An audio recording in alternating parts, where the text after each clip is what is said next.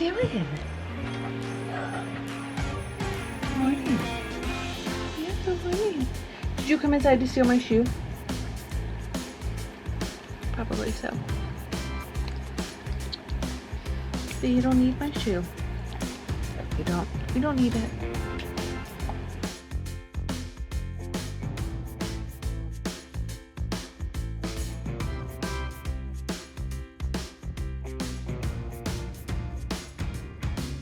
Hello and good morning from my morning walk.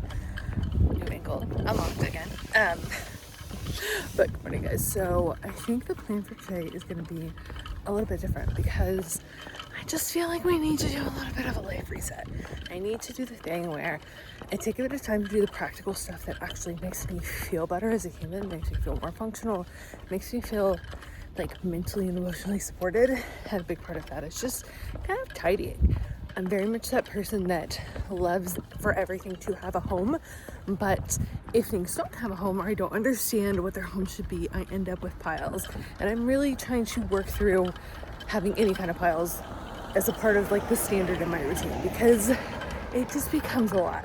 It can feel really overwhelming and put you in that position of I don't know what to do or I can't do anything with all of these things because I feel like nothing has a home. So I want to kind of tackle a portion of that today. We have our coffee from our walk, and I do think we're reaching a point now where, as much as I hate to say it, I hate for it to be real, I think we're gonna have to go caffeine free, or at least just with tea. We chatted a little bit about, in the blog, it's like online, we talked about being more sober curious, but what I'm really realizing is that it's not just the end of the day kind of things. It's that changing my morning routine needs to happen to make me feel a little bit more balanced. That having caffeine in the way that I've been having it recently doesn't work for my body, and it just kind of sends me on that spiral. So you're always chasing your tail to kind of catch up and make yourself feel more balanced. So we are taking a nice big step back from anything on the more like caffeinated side of things, which really just means coffee and sticking with decaf. As much as I love matcha, it tends to be less of a thing that I feel like hot black tea tends to do me a little bit better, but we're continuing our journey. And a decaf iced oat milk cortado is just the way to end our morning walk.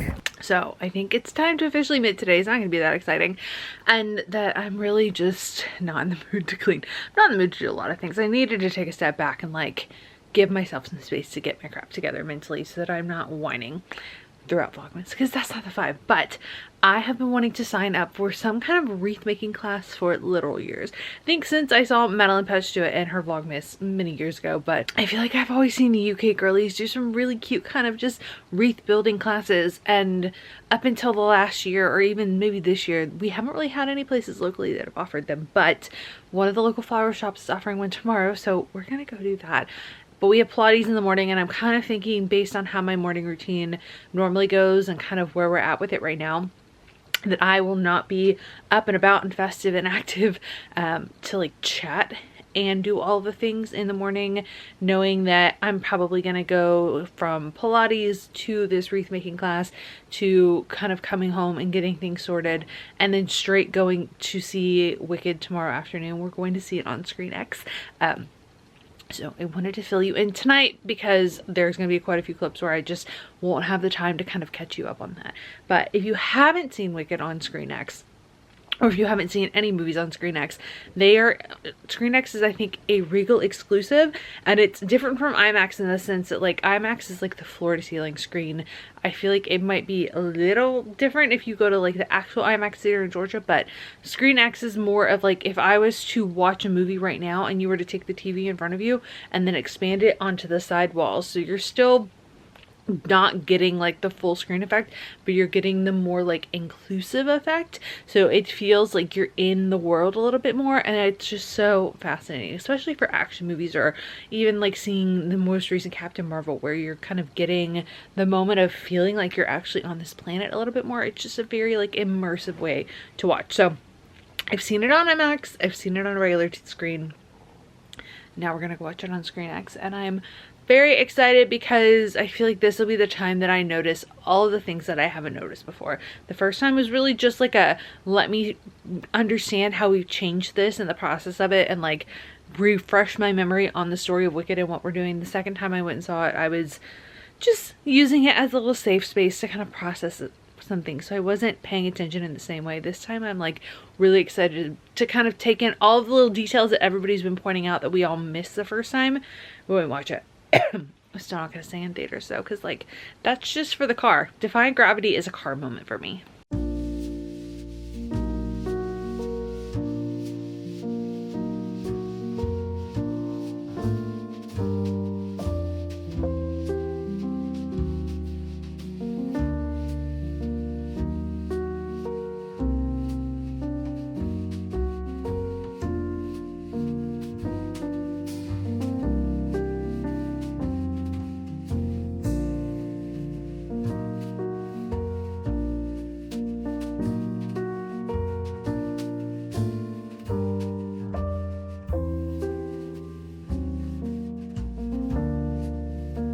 Honestly, that was such a good class. I always love Tracy's classes, but if you have the opportunity to take a like reformer class but do classical reformer, it's a bit more just, I don't know how to describe it other than like Tracy's class is really, you come in and you kind of have a discussion about where you are and what you need, and then she builds the class around that, and it feels like I just got the best stretch ever. We need to go get gas. I told myself that I would do that when I left class, and then we're gonna get gas and see if we have time to get gas, go home, change, and then come back out for the flower workshop. Hopefully we have enough time, but if not, I plan to just wear this for that and we'll be fine. Good morning. Thank you. Can I do a iced matcha, or sorry, regular matcha with coconut milk and some ice water? The matcha you want, 12 or 16? 12, please.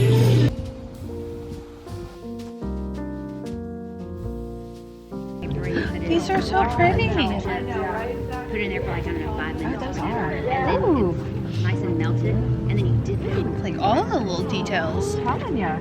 Got it all. It's about a great. Sorry, we're toddlers. Toddlers with a gift.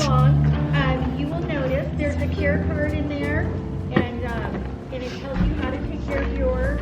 And if you are like my husband and you prefer not to read the directions, I will just let you know the best thing to do, whether you keep your wreath inside or outside, keep it looking as fresh as possible, is to go ahead and about every 3 to 5 days, you're just going to take it outside, turn it upside down, and hose the back of it for 3 to 5 minutes, and so that and then let it drip dry, and you hang it back up, and you're totally good to go.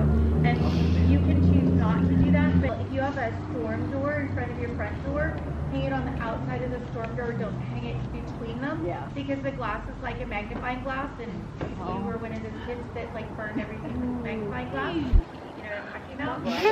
In each one, go ahead. I don't know. In my mind, they look like berries. Why do I want to think juniper? Because that feels like a festive berry. Is that right? Is that a thing? I think juniper berries are. I'm assuming that's a juniper berry. We can Google it. I'm gonna Google it. Google it. Because obviously I don't. Pine trees don't have berries, do they? There you go. Okay. And then just pull tight every time. Juniper. And this is always going to be your base. And some of the pieces may be kind of long. Feel free to cut them. Sometimes when it's big, and I can't be circle in the middle like you do on this side. There's no right or wrong way to do it. And then you'll notice that you have Yes. juniper berries. Good job. I think my fear is more that I wasn't going to get it tight enough, and then it was just going to all fall off. No, it won't do that.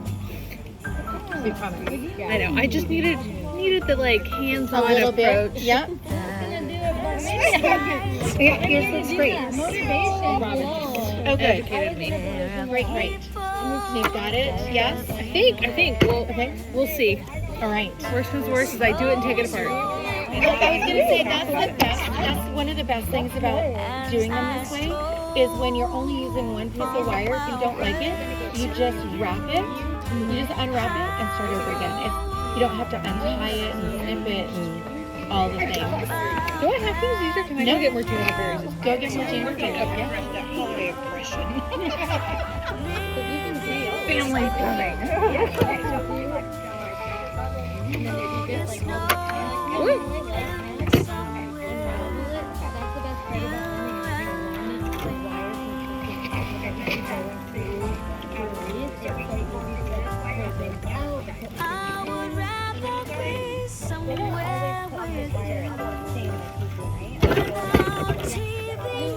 I don't cross it where I started it, right? You want to keep in, where did you always started? You want to keep in the same like general area, but just going down a little bit so the wire can like cross all the. For 1 year.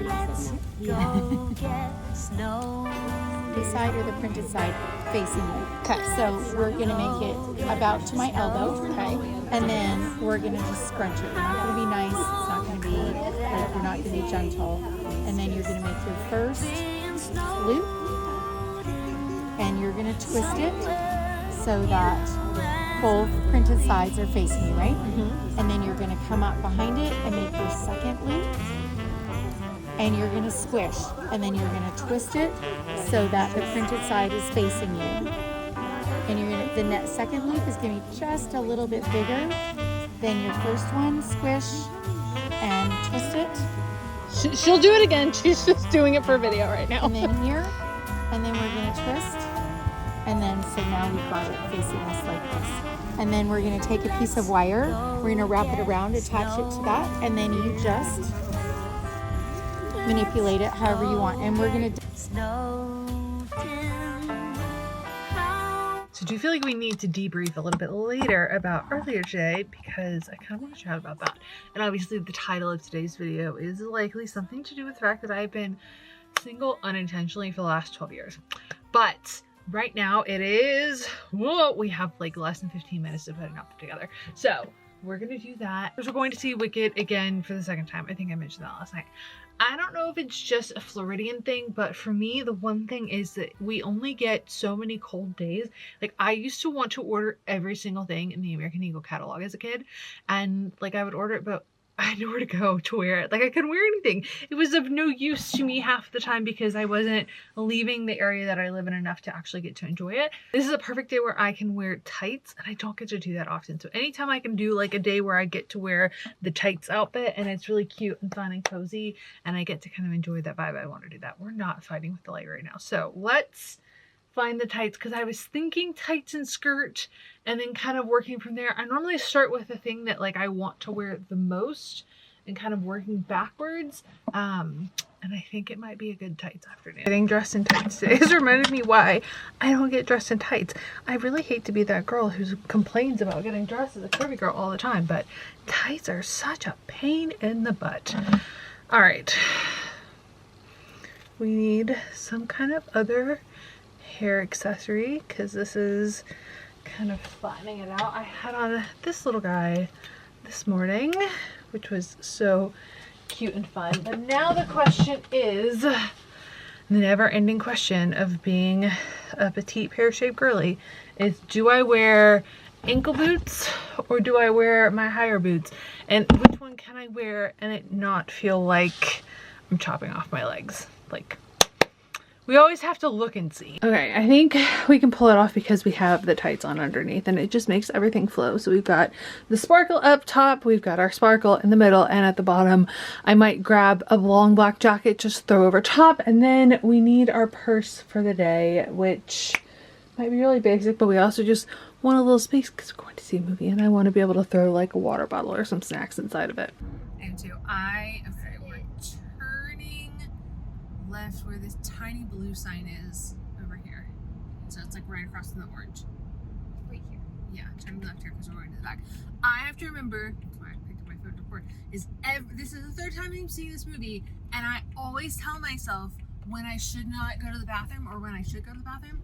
And this time I need to go to the bathroom during Popular because I always want to go right after Popular. And last time I was like, oh, I don't think this is when I went, and it was the same, and I missed the exact same part of the movie because I went to the bathroom at the exact same time, which is not like as important, but it goes from like the Ozfest ball straight into popular, and you can park wherever. And I'm just like, well, it's like you don't want to miss the emotional part.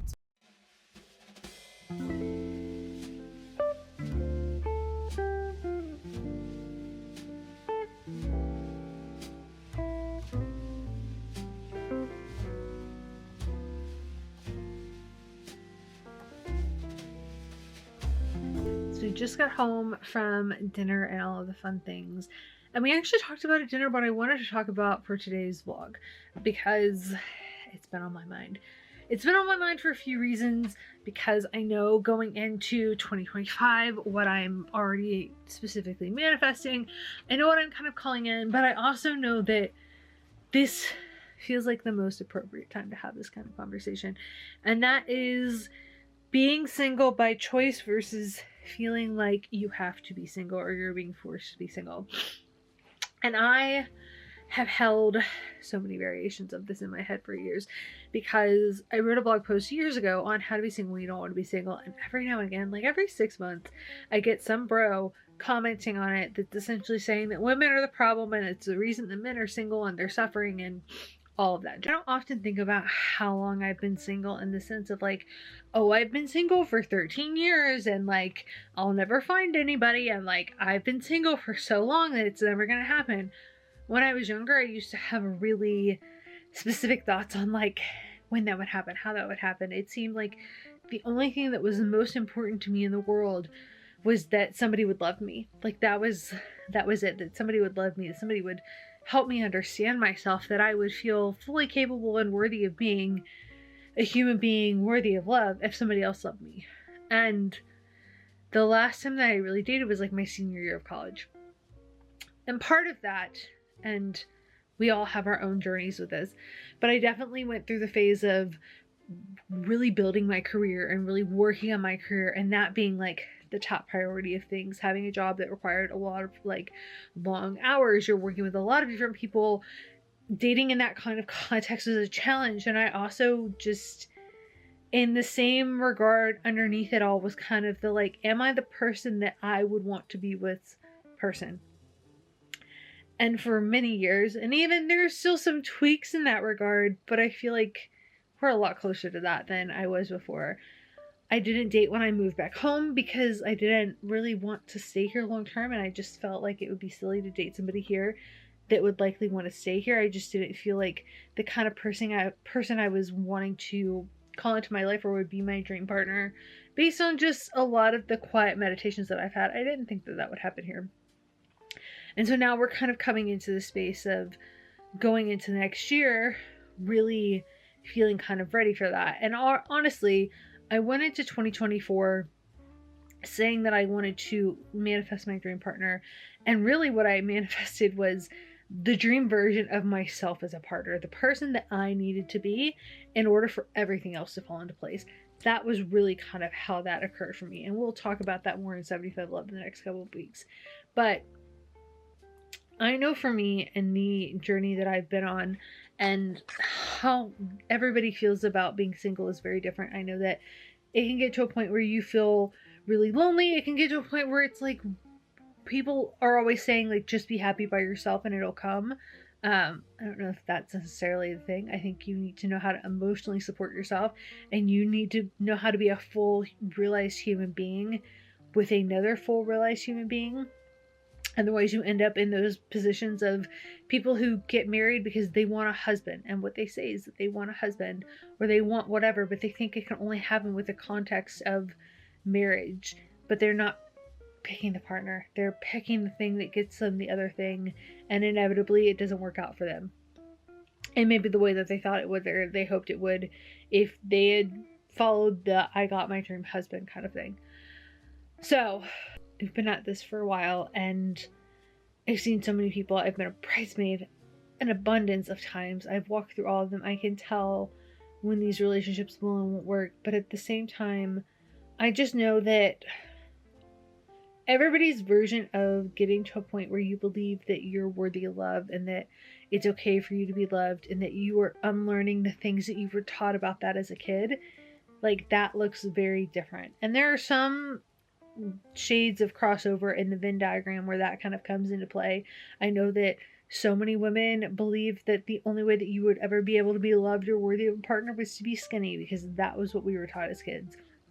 I know so many other women feel as though the belief that they get to empower in the world is that, you know, men only want them in secret. Like there's a lot of limiting beliefs and a lot of beliefs that we give energy to that kind of empower our experience. But I think what this journey has taught me more than anything is that it's really hard to be in a relationship with yourself. Like being in a relationship with somebody else is one thing, but being in a relationship with yourself is honestly, it's hard, because you have to figure out how to not hide from you. You have to figure out how to hear you even when it's uncomfortable. You have to push back and to kind of acknowledge and to press and just help yourself feel safe enough to do all of those things. And the more that you kind of become capable of doing that, the easier it is for you to show up in a relationship without expecting everybody or somebody else to fill all your holes and needs. Like you really truly support yourself. But that is honestly, it's one of the hardest things I think I've ever done.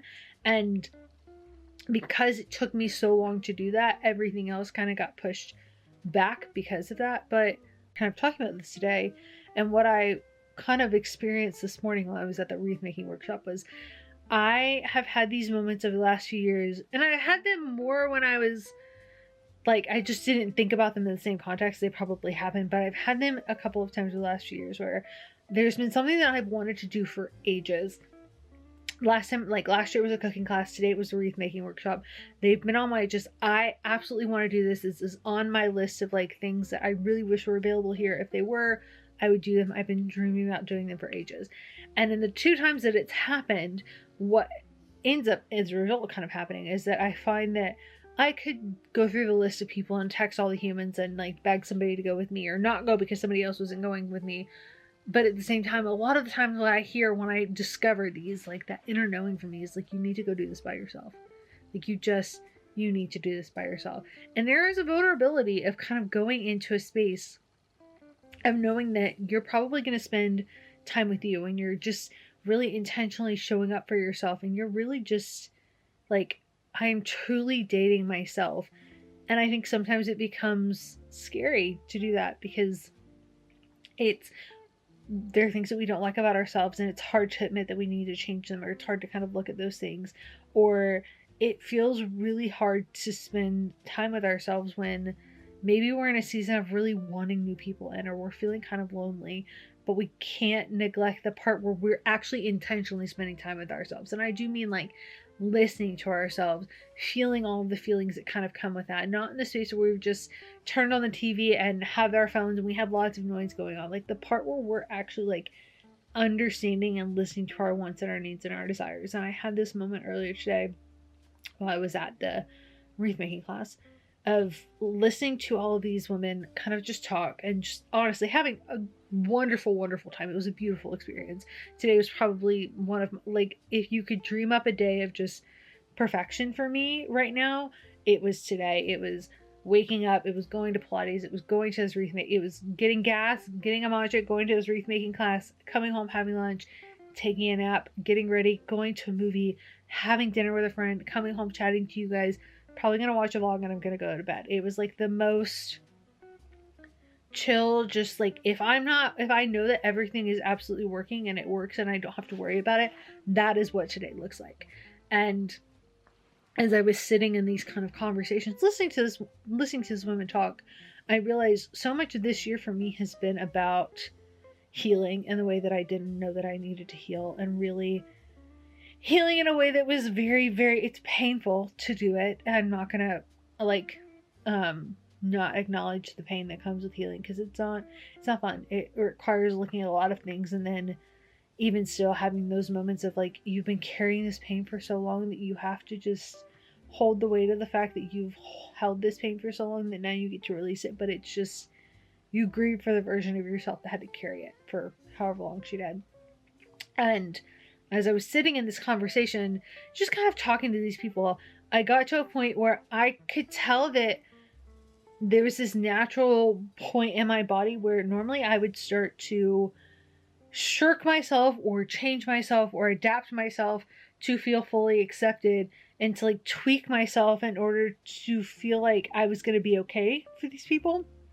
And I didn't do that.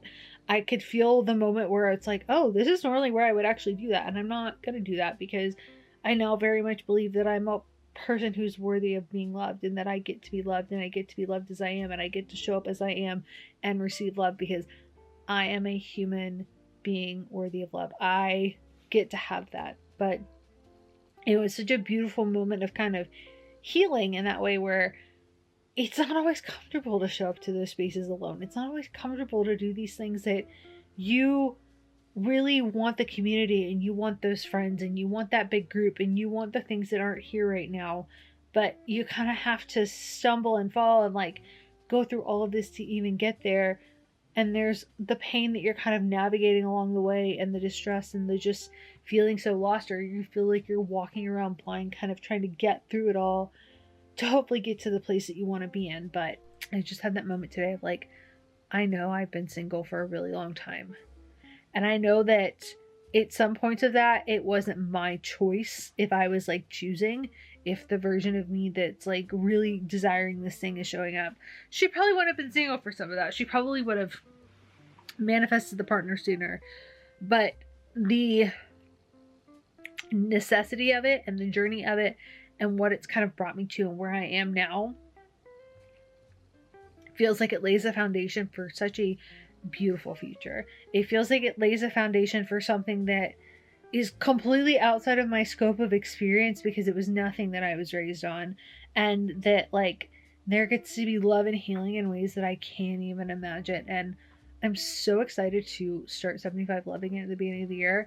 I've talked about it some, and I know that you might hear it and be like, is this like a workout program? Like, what is this thing that she's talking about? Like, is it going to be really hard? And it's really about helping you find that space of healing and really developing that relationship with yourself and letting go of a lot of the crap and doing some of that inner painful work, but in a way that helps you not build the crumbly fake house or fake version of this thing that you want. It helps you to really build the real version of it, the thing that takes the hits but keeps on going, that you know how to kind of navigate this time after time, season after season, life thing after life thing, that like you are really truly building the foundation of you and your relationship with you, and then what that means for everything else in your life, that you're building that so completely. And I have to say I'm so excited about it. I kind of started crafting some journal prompts to get us at the end of the year this year of like, how do I want to have a conversation with myself about this year?